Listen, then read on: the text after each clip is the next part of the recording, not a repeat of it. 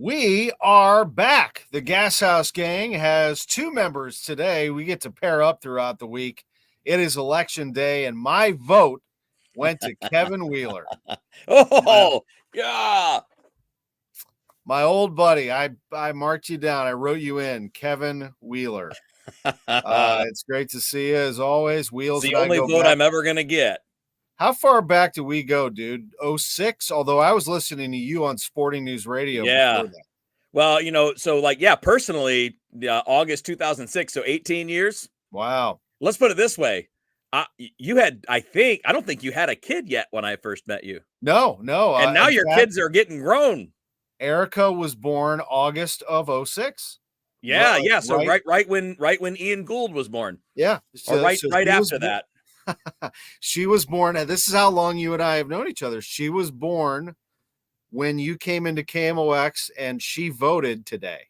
Oh my! How about that? Yeah. So what you're saying is we're old. We're old. We're seasoned veterans, Kevin, Yeah. and we know this team. That's why people tune into the Gashouse Gang, because they know that between me, you, Matt Pauly, who's been around the game for a long time, he was the Brewers pre and post before he came to us, worked in the Royals organization and others. And then you got, of course, Bernie Miklasz, who's been covering the Cardinals for a long, long time. So you're in good hands. And today you got Wheels and I talking ball.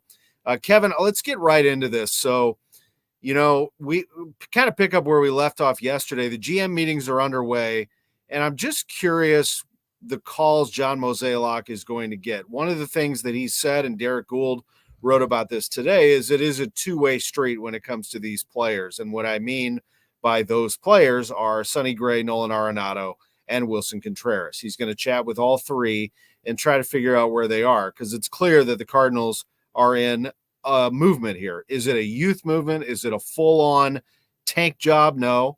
It is a reset in the front office and in the roster. So let me get your thoughts on that, starting with those three players. Yeah, I mean, obviously, you're in a position, I think, again, I don't know their finances as well as, they know them. I do know, what they're losing on the TV side right now, or what's at risk, I should say, right? I mean, the TV deal that they currently have is at risk and is probably not going to exist in its same form. And by not existing in the same form, that means it's going to be lower, right? I mean, I think that's the expectation, at least for the short term. Down the road, who knows? But for now, that's kind of the expectation. What we don't know is what exact number they think they have to get to, I don't know, balance the spreadsheet, right? So is what they've already done, letting $50-60 million worth of players just walk away from last year, is that enough? Or is there more that needs to be done? But as you point out, those players that we're talking about, Contreras, Arenado, and Sonny Gray, they all have some control in this because they have no trade clauses. So you're only going to be able to send them to a place they're willing to approve. And at the same time as that, if you can't find a good match, the two-way street thing that we're referring to with team, Cardinals, and players, these three guys, that needs to be the case with your trade partner too. It's got to be a two-way street. I don't think that those three guys should be in any way, shape, or form part of just salary dump trades. If you're going to do a salary dump trade with Steven Matz or Miles Michaelis, okay, fine. You don't need to get much in return. Just somebody takes the money and you move on, or some of the money and you move on. Those other three players, though, are too good for that. So if I'm, and it's probably the toughest guy to trade is Nolan, because he makes the biggest amount of money, and because his offense has been down the last 2 years. It's not like he's Nolan Arenado from 3 or 4 years ago. So, it's a fine balance that you have to strike this offseason between reducing the payroll in a smart way, but also not giving away quality assets, because those three guys have value. I think that the highest value might be Sonny Gray, because every contender needs another starting pitcher, right? We just saw in the playoffs, how many of these teams were out of starters after 2 games in the series? How many bullpen games did we see in these playoffs? I think that, and I know some of it's injuries and it's not the way it was planned, but the point is almost any contender can use Sonny Gray because it's only 2 years and it's a fair amount of money, but for the way he's pitched, it's fine. I think Wilson Contreras has tremendous value.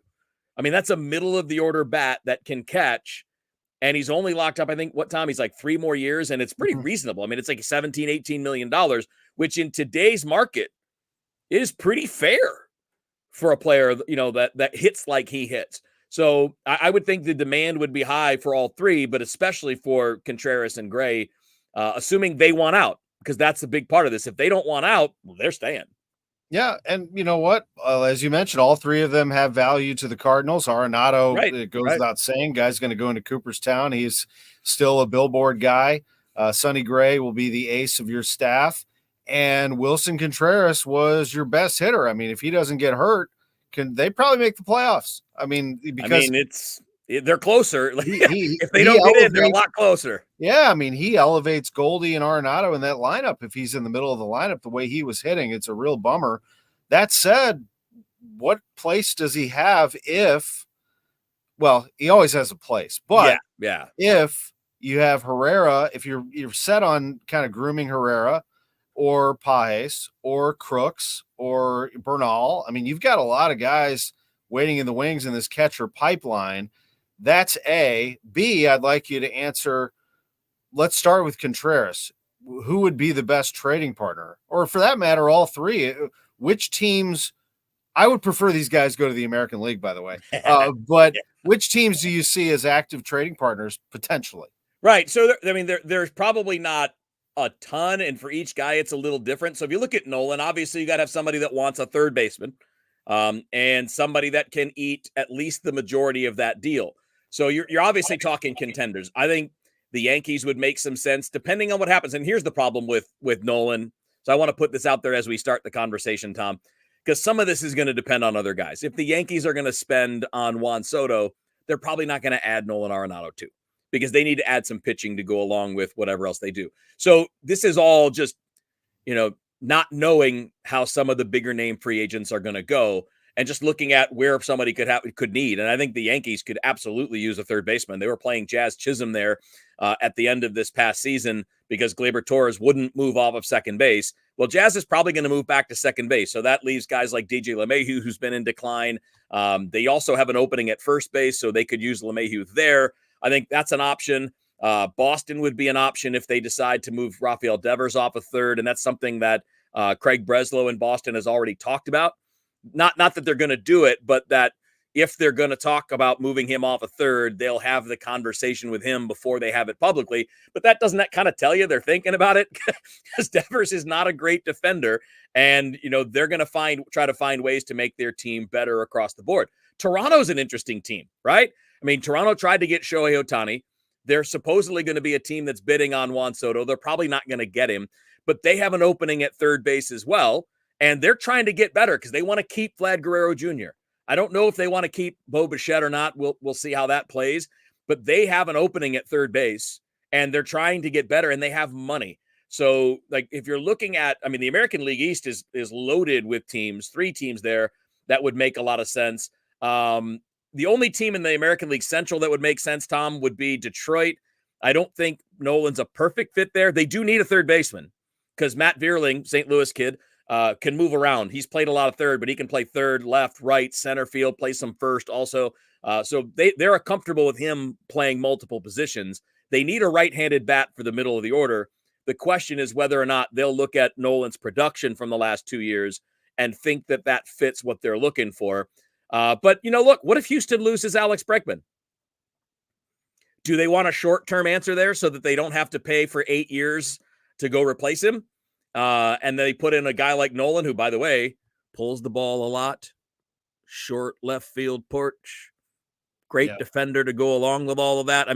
Houston's a great fit. If they lose Bregman, I told you in the office, I think Goldie's going to go to Houston. He could, maybe it's a package deal. Yeah, I think Goldie goes to Houston. It's his hometown. They have a need for first base. They like to sign veterans to go in their mix, and he's got that short porch. He could yank those into the Crawford boxes and maybe rejuvenate his career one last time. Both of those guys would be well suited there after being at Busch, which is tough on right-handed power guys. Totally. Yeah. I let me go back to Contreras for a minute. He was really a great player, and not that he's leaving or anything, but boy, I just feel bad about it. I think he really wanted to come in and make an impression, and the Cardinals lose in back-to-back years that he's here. Well, they technically didn't have a losing record, but they don't go to the postseason in back-to-back years. It's really a shame.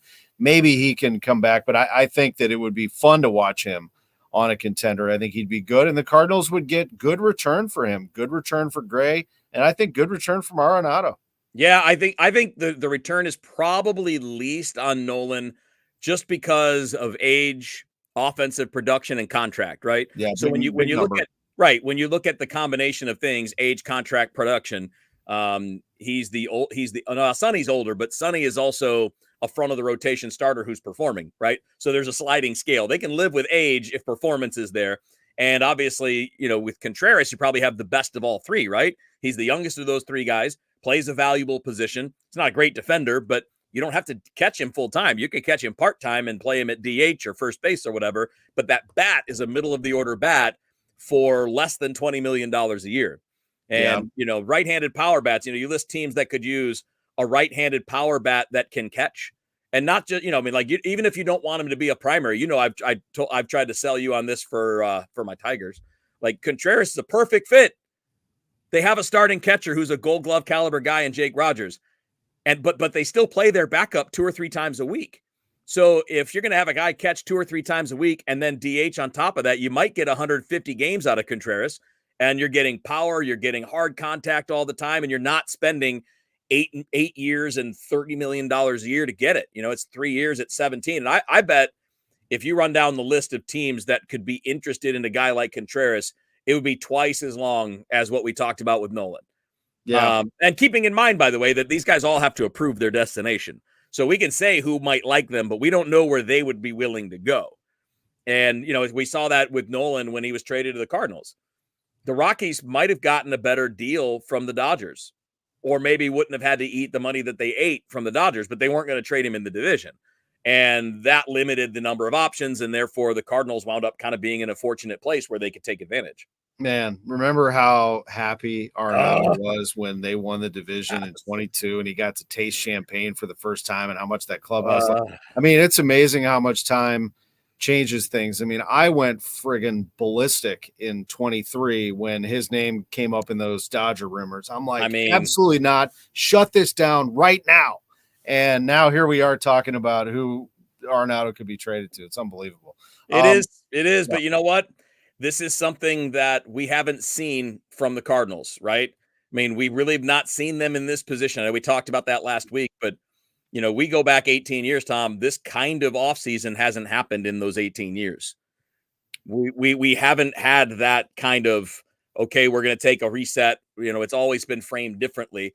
So I guess in that way, you're kind of fortunate, but it does lead to this weird, uncertainty about what the team's going to look like. I'd love to tell you, they could still win 82 games, or who knows? I have no idea who's going to be where. And one change, as we talked about yesterday with the four of us, with Matt and Bernie, both with the two of us, who moves determines who plays where. If Nolan is here, that means that Gorman is not sliding over, right? But if Nolan is traded, maybe Gorman slides over, maybe Donovan slides over, but it changes the composition of this. And that's why this is so fascinating, because we really don't have a clear idea of what this is going to look like. Well, there's another name that you just tossed out there. So Ryan Helsley obviously is one that we've all talked about, that if you're going to trade at his top value, this is the time, and that of course they'd be lining up to have a closer of Helsley's caliber, and he's eligible for arbitration, and eventually he's going to make some big coin. But you just threw one out there. You could make the argument that the best hitter on this team last year was Brendan Donovan. He ended up with the highest batting average. He led them in a number of categories. The guy gets on base, takes great at bats. Could they trade Brendan Donovan? Do you see a scenario where he does not have a place in their future and they could trade him? And to be clear, and I'm going to look right at the camera and say this, I'm not starting a rumor. No, we're just talking. I'm not starting a rumor. I'm just talking in theory, right? In theory, if you're trying to take this offseason and put the franchise in the best place possible for 2026 and beyond, I think you have to be open to conversations on guys like Brendan Donovan. And you have to be open to conversation on a guy like Lars Nootbaar, right? Those guys have 3 years of team control left, maybe 2 for Lars, but they're right around the same amount of team control left. They're good players, but you don't know exactly whether or not they're going to be here in 3 years, but they also can get you something. So like using Donovan, the reason I bring Brendan Donovan up, I think he's phenomenal. I don't want to trade him, but you might get something really good for him because every team in baseball that wants to contend next year can afford him. Every team can use him because he can play right field, left field, third base, second base, first base, and an emergency play shortstop. He gets on base, which is a valuable skill for every team. Nobody's going to be upset about that. He can hit for average. He's got a little pop. Like he's a super well-rounded player for a contending team. And all of those, by the way, are reasons why you want to keep him. But JJ Weatherholt's going to be here fast. He's not going to be here in 3 years. He's going to be here in a year, maybe.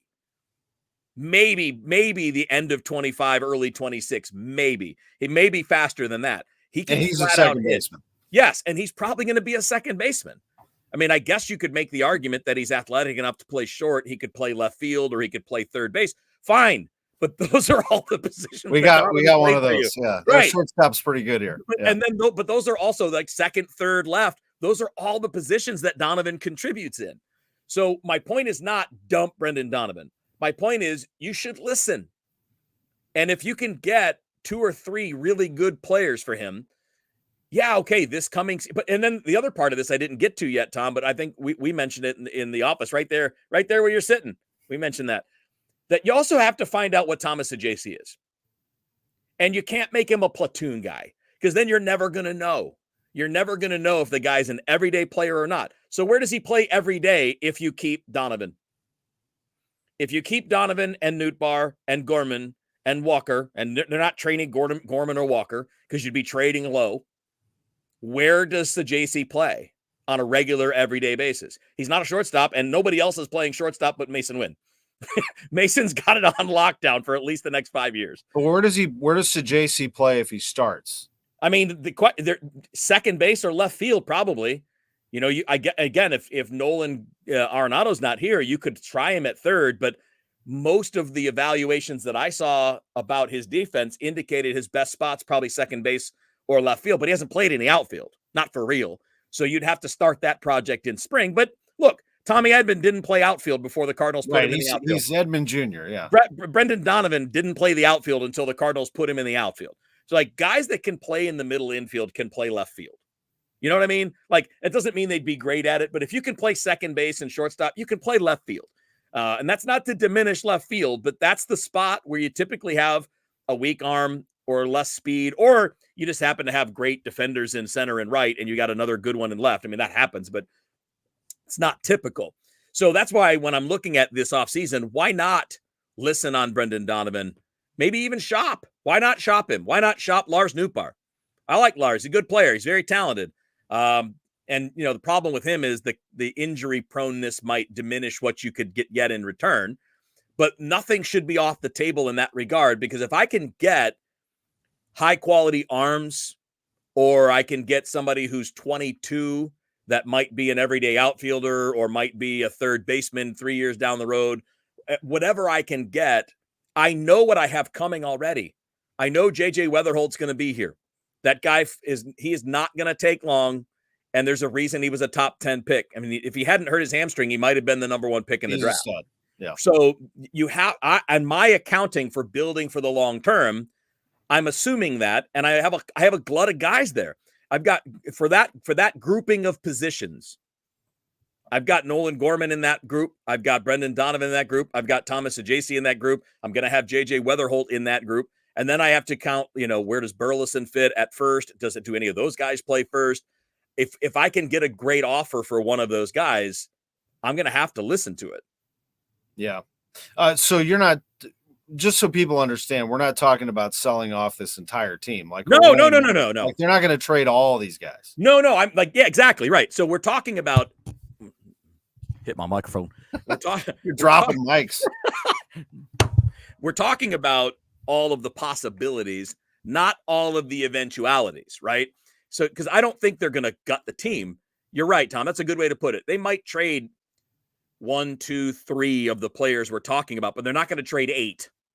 They're not going to do it. I think that by moving one, you're answering multiple questions, right? Like using the Arenado scenario. Bernie had a great video on the Bernie Show on YouTube talking about why the Cardinals should trade Nolan Arenado. Well, if they do that, that clears a spot for some of these guys we're talking about. That gives maybe the opportunity for Gorman to slide over to his natural position, which leaves second base to Brendan Donovan for the time being, and he's your best defender there and a good hitter. That creates maybe the super utility spot for Thomas Saggese. So like one guy going out does help solve a bunch of those questions. It's just a question of who it's going to be. And a guy like Donovan doesn't have a no trade clause. There's no limit to the places that you can send him, and he doesn't have a big salary. So that's why I'm saying if it comes down to, what's the best thing for the future of the team? Is the best thing for the future trading off Nolan Arenado and getting some salary relief? Maybe, because then you can spend that money in a year or two if it's not committed to him. But it might also be that if the offers for him aren't great, or if the places he wants to go aren't offering you anything, you could turn around and trade someone like Donovan, who doesn't have a say, who has plenty of value because he doesn't make a lot of money, and answer some of those same questions, right? Create some of the same opportunity that we're talking about. But the preference would be to move out older players, right? Yes. That's the preference, but we're just talking about all the possibilities. I think you're right. I would prefer not to trade Donovan. I think that he's still young, and he's still, even though he seems like a veteran, I mean, he just became a regular a couple of years ago. I think that there's and maybe you give him a deal. Maybe you give him a 5-year deal. Yeah, I wouldn't want to break the bank. No. Like I wouldn't want to do that. But maybe you say, hey man, we like you. Let's buy out your first free agent year or two, and we'll build a deal that looks like. This was brought up to me on a podcast I was on over the weekend for Viva Alberto's. Jake brought it up, and it was an interesting point that maybe you do something that's similar to what the first contract was for Matt Carpenter. Not the second extension, but the first one that they did made a lot of sense, and it worked out pretty well. Yeah. Donovan just seems like such a winning player that you can not build around necessarily, but have part of this movement moving forward. And, he serves the role that Zobrist did with the Cubs, that Edman did with the Dodgers. He's a do everything winning type player who gets on base, makes things happen. You look at the rest of this team, and we've gone through the positions. Do you see? I'll throw this to you because I threw it to you guys yesterday. But do you see a scenario where the Cardinals, if they, let's say, strike a TV deal, and it's not going to be as big as it was last year, if they feel like they have enough money to pay enough players and not reduce payroll drastically and still redevelop the player development system and still feel like they have a youth movement coming, can they compete in this NL Central? I mean, are one of these teams going to run away in the division? Can you still be competitive in 2025? I mean, you can. It's not necessarily likely, but if you ask to draw up a scenario, it's not hard. So again, some of it depends on how you structure the rotation, right? But if you keep both Eric Betty and Sonny Gray, and they pitch like they did last year, something similar, a little better, a little worse, something similar. Same thing for Andre Palante. If you get that, and then you find a way to be better at the back end of the rotation than you were with Lynn, than you were with Matz when he pitched, or than you were. I mean, look, Kyle Gibson had a good solid year. His first half was better than his second half. But if you can replicate that even closely, then your rotation can be similar to last year with upside guys maybe joining the team at some point. Guys like Quinn Matthews, guys like Tink Hentz, who's going to have to be added to the 40-man this offseason. So there may be some upside in that regard, like in the second half of the season with stuff guys. The bullpen's the hard part to figure. I think Bernie made a great point yesterday that if you trade Helsley, boy, you're really going to have to be on point and maybe even go out and get somebody in free agency to help with that group, right? Yeah, because it stands right now, who's the backup closer? It would have been Kittredge. Right. But Kittredge is a free agent. Someone's going to grab him. Right. I mean, I'm fine with as in theory, Romero and Fernandez being your guys, but after that, then what? Right. I mean, you have to those guys fit in there, right? Like amongst a group of 4. Well, you have to have the other 2. So if you change the order, if you say, okay, Helsley's gone, we got a great package for him. then maybe you do bring back Kittredge, or maybe you do go out and look at another guy who can join that mix, and one of them closes at some point. But we'll throw Liberatore into that group. But basically, last year you had 4 or 5, probably 5 guys that when you had a lead going into the 6th, 7th inning, you were in pretty good shape when you had those guys lined up.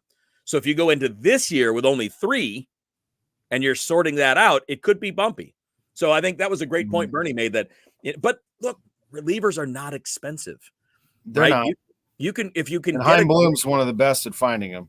Right. And if you can get a really good deal for Helsley and turn around and then spend half the money, 70% of the money on a quality guy that can come in there and join Romero. Like, I don't know who the guy would be, but like, just as an example, Maton just had his option declined, or he declined his option, I think it was. Add that guy as a right-handed reliever to replace Kittredge. All right, you've taken one step closer to being where you were. Like, I think there are relatively easy ways to bolster the pen. You're not going to go out and replace Ryan Helsley with that guy. The hope is that either Romero or Fernandez can be the closer, and then you can fill in from there. And by the way, you don't have to have that question answered for 162 on opening day. Yeah. Right. You have to have that. You have to be good enough to get to July and say, man, do we need to go get somebody? Do we need to go get somebody to help that out? And if you do, great. If you're in that position, that's fine. But I do think that's an interesting point, that if you're going to move Helsley, you do have that concern. And we saw how that blew up in 2023. And I don't think anybody wants to see that again. Yeah. I really like Liberatore, when he's throwing gas, and he's really matured into this, potential killer coming out of the bullpen. It's really nice. I just think the Cardinals have to have some semblance of entertainment value. I mean, they cannot go out there and lose 100 games. I mean, the fans they're not going to get on board with that. They got to be you can't fake that you're in the hunt, that you're a World Series contender here or something, but they got to have some entertainment value. And perhaps, if you're growing the kids and you're playing with some winners, you're teaching them how to win, but you're also giving them pathways to succeed.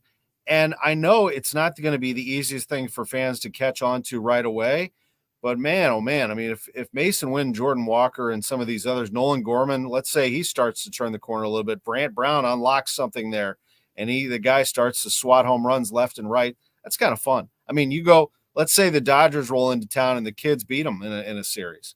That's pretty cool. And who knows what could happen from there. I mean, this is not the same situation, is it, that Detroit was in, where they were like, kind of selling and looking to build for the future, and then suddenly they find themselves in the playoffs and they're starting to steamroll. I mean, I thought Detroit was going to make a serious run. Why can't that teach you something? Why can't that teach you something? Why can't you look at it and say, if you're really creative and really smart, sometimes you can do more with less. Now, you can't do that for 6 months, in my opinion, and that should never be the game plan to do that. But man, look at how creative they got. Look, so not only did they trade Jack Flaherty at the July deadline, right?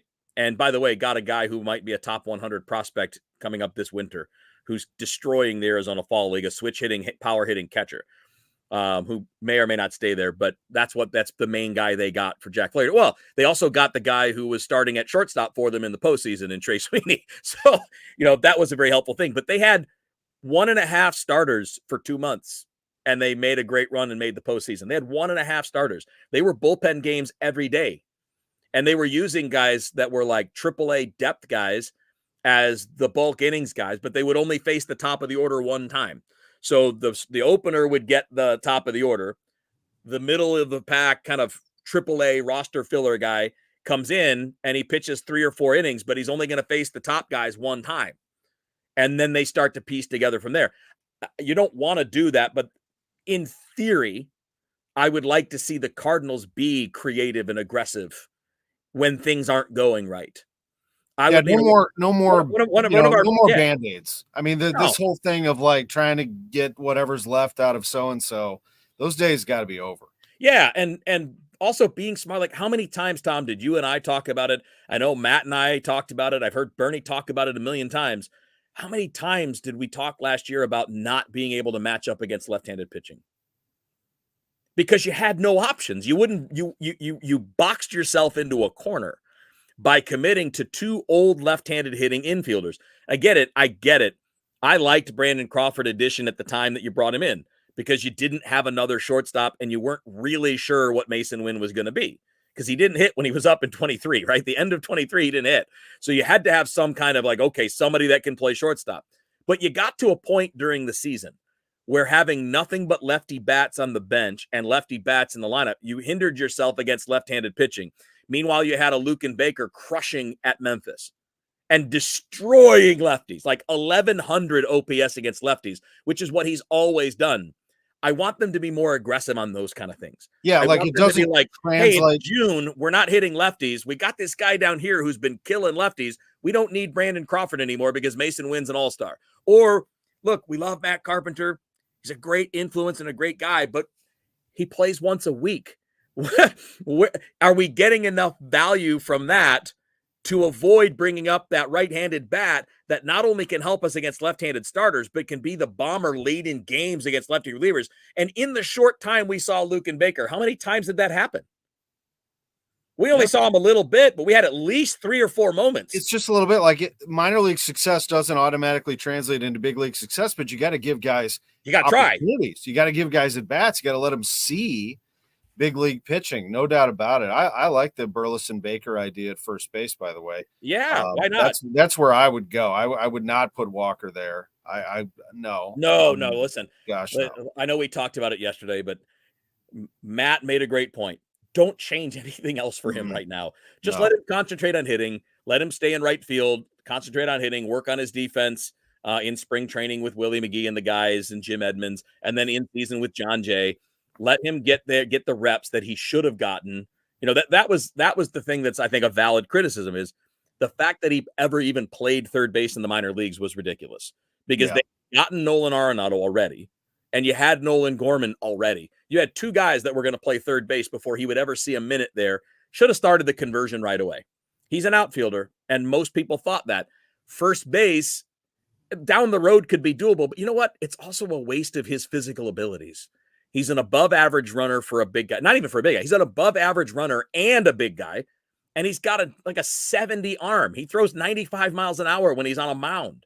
He did that in high school.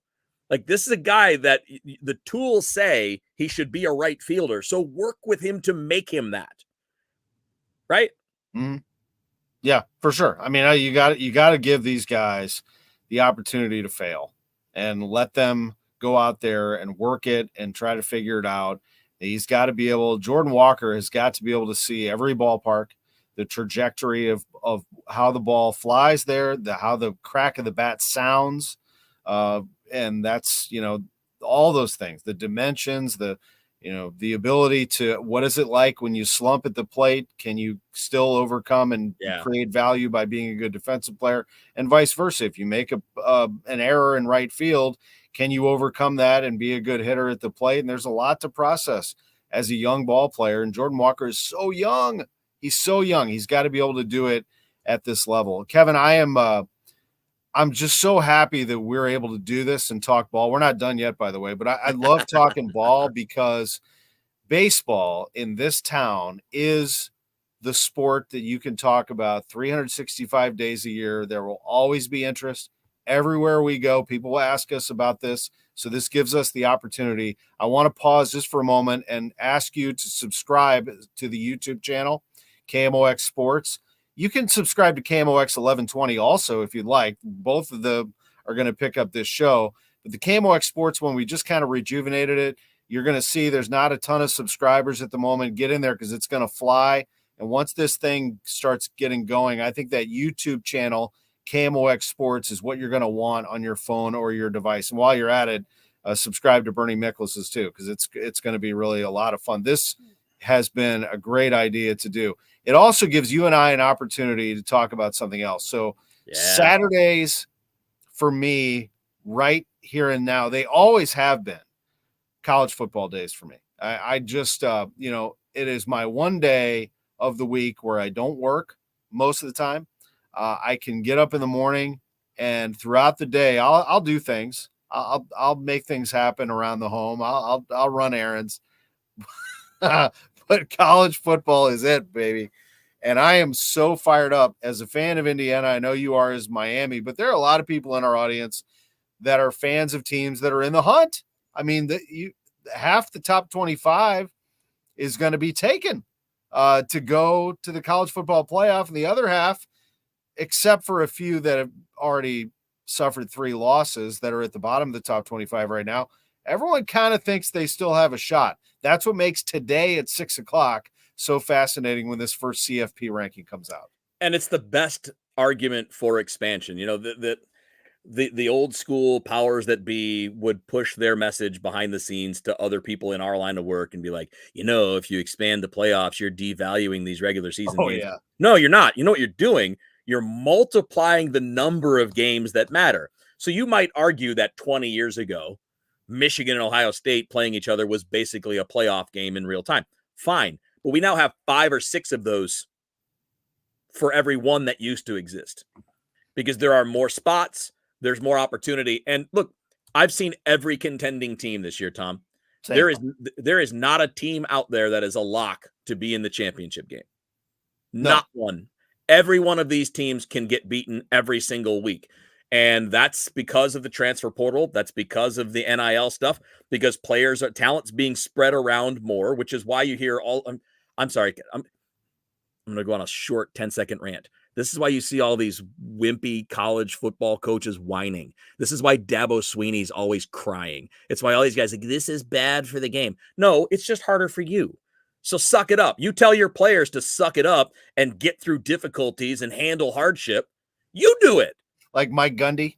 Yeah, like Mike Gundy. On the basketball side, you probably will disagree with me on this, but I got after, what's his name? For the Virginia coach Tony Bennett. Required. I got after Tony Bennett because this guy's message to his players has always been, don't take the easy way out. Don't transfer to another place where your playing time will come easy. Stay here, stick it out. Sometimes it's hard. Well, the minute the game gets hard for him, he's out. He's done. I made my money. I don't want to deal with this anymore. Fun messaging there. Really, really nice. Tell your guys one thing, and then you apply a different standard to yourself. Well, it is a different world today. And if you grew up in the old school, look, I think Travis Ford would fall into that category. I don't know that he was complaining necessarily, but Travis, who I love, has been a coach for like 28 years, like as long as I've been at KMOX. He's been a basketball coach. And so he was on the whole, he was trained to be. I mean, there's a few guys that can convert like Tom Izzo has and others, but, Travis Ford was trained to go to kids' homes and recruit the heck out of these kids and sell them on being a 4-year player and playing for UMass and Oklahoma State and SLU and all of this. It's not easy to do today. I'm a fan of Indiana. Obviously, I'm an alum. Mike Woodson has struggled with a little bit. Now he's hit the portal hard and he's got the thing rolling. So it is difficult. I get it, but I hear you. It's the complaining and it's the double message. Yeah. It's the preaching to your players that you stick it out, you adapt, you do the difficult things, you do the stuff that's hard because it'll make you better. And then the minute it's too hard for you, like, bye.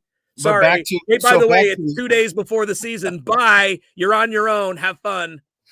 No, I got you. I get it. And now you look at this college football playoff ranking that's coming out today, and I think you're right. It is wide open. I mean, Oregon does look like the best team in the country right now. I mean, they've done a very nice job. They went into Michigan, never an easy place to play, and they handled them pretty well. Georgia's shaky, but Georgia's fine. I mean, I said this the other day, Georgia beating Florida by a couple of touchdowns, and it was not it was a lot closer, but they play well even when things don't go well for them. They find a way to close the game out and win. Even the Alabama loss, they came back from 28-0 and damn near won the game. Ohio State looks great. They got the job done at Penn State. Your Hurricanes, while they give up points, they score points at will, and I think they have the best player in the country. This is the AP top 5 that I'm reading off.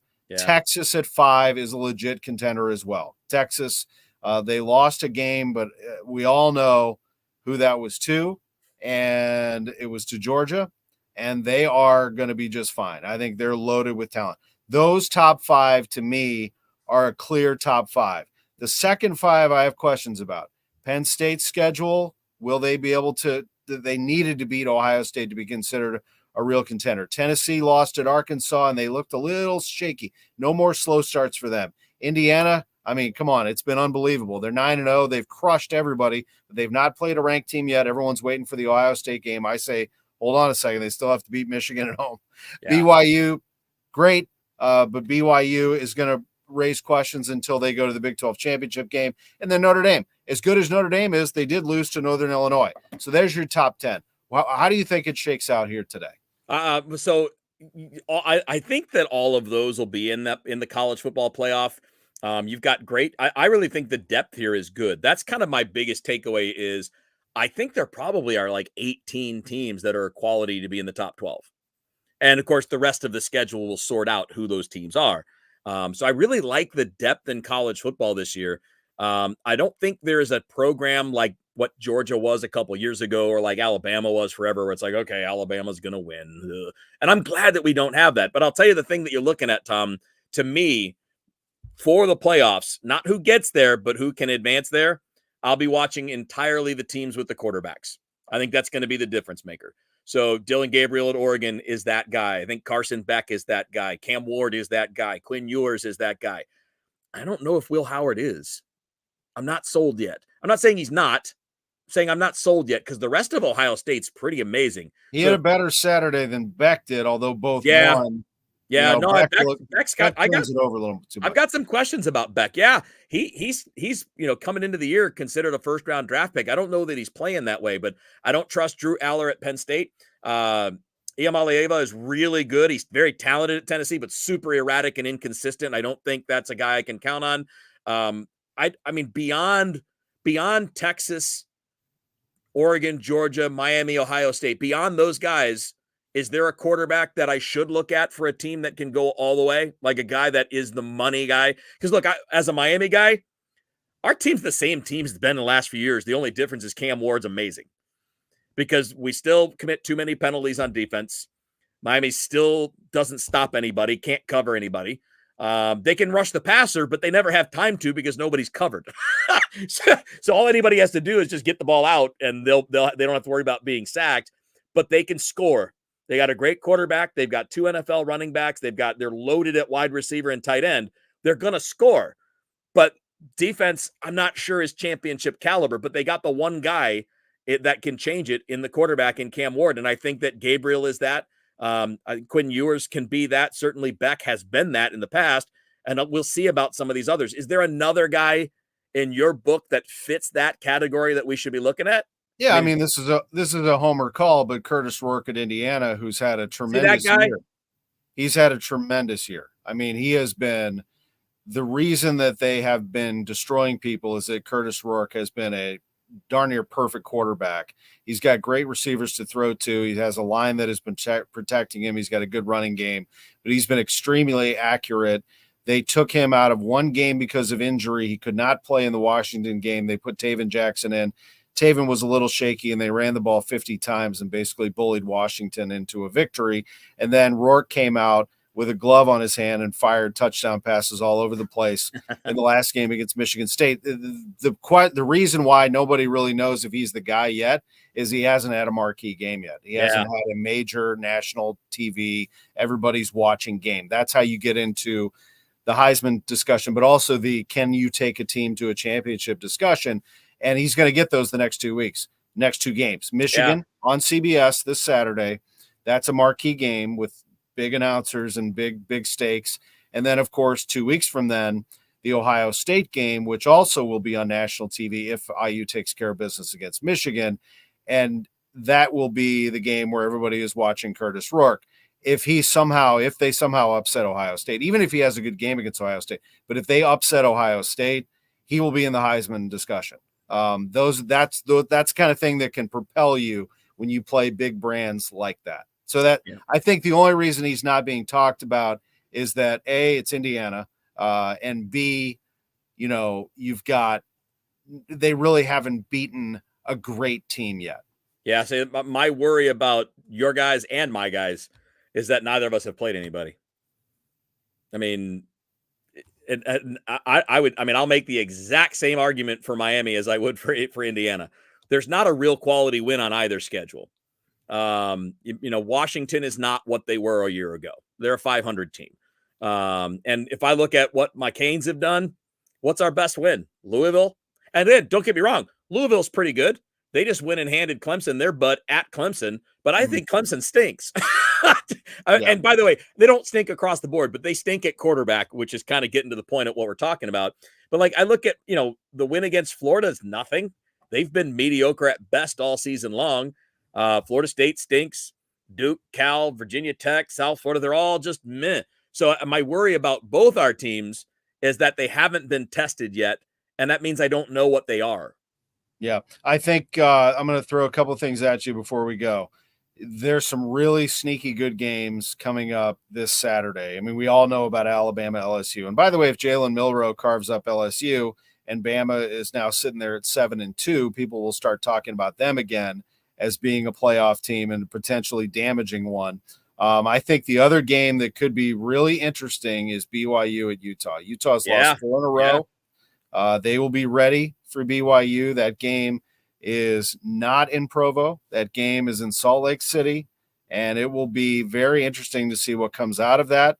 But the next week, dude, I mean, there are some really, really fun matchups that are going to be lined up, like Oregon at Wisconsin. Oregon should handle it, but it'll be a challenge for them. Tennessee at Georgia is really fun. So, I mean, each week throws you these fun opportunities and ways to shuffle it all. And there will be arguments, even with 12 teams, there will be arguments in the end. But I'm looking forward to the 6 o'clock. If anything, it's another distraction on election night. Yeah, no kidding. I would rather have to argue about 13, 14, and 15 getting left out than 3, 4, and 5.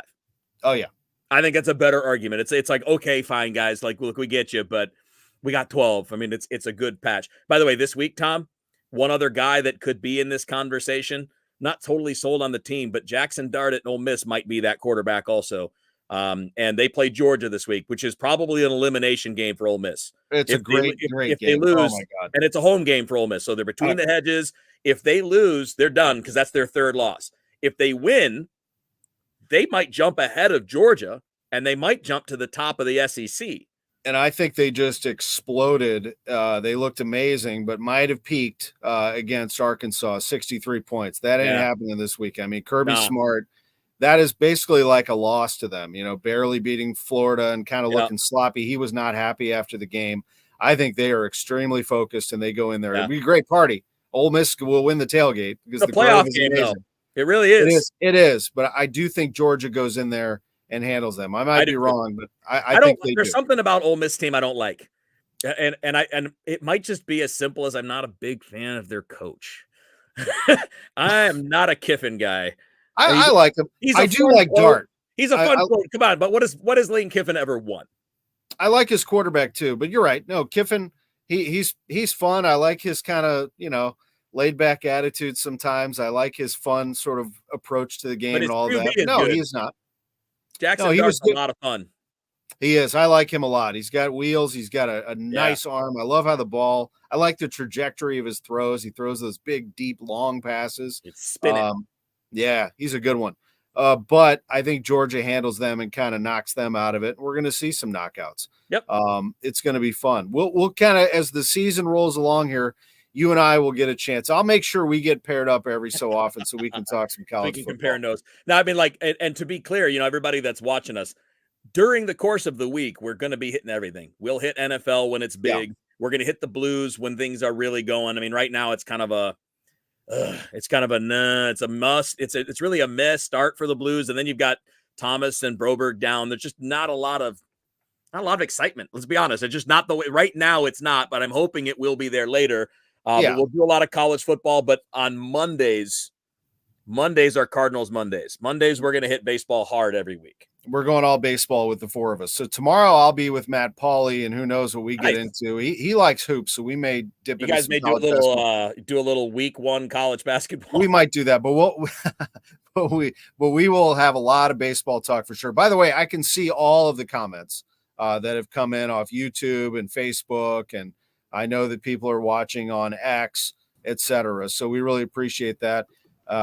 And You know what our we need to do, producer, Tom? that was our producer Wilson right there. Yeah, we probably got to go in a second, but we really need to. We should set up a Gmail account for the Gashouse Gang. That way, people can send us things they might want us to talk about. Oh, I like that. What do you think? Yeah, let's Maybe do we'll it. set that up for next week. Gasshousegang@gmail.com. You want to We'll set try that and up? see it. If it's not, we'll just put a number on it if we have to. Yeah, let's do it. All right. For Kevin Wheeler, who's on the DGS, and today you're going to do what do you got? In 10 minutes. Get over there. Go from this he's here in coverage. He's here in the same building as me, as we sit here at KMOX. I've got to go vote, so I'm going to go do that. Get her done. I did that this morning. 13 minutes in and out. Talk to you in the morning. Total Information AM. Kevin's on the show here in about 10 minutes. Thank you for joining us, the Gashouse Gang, right here on your favorite social media channel.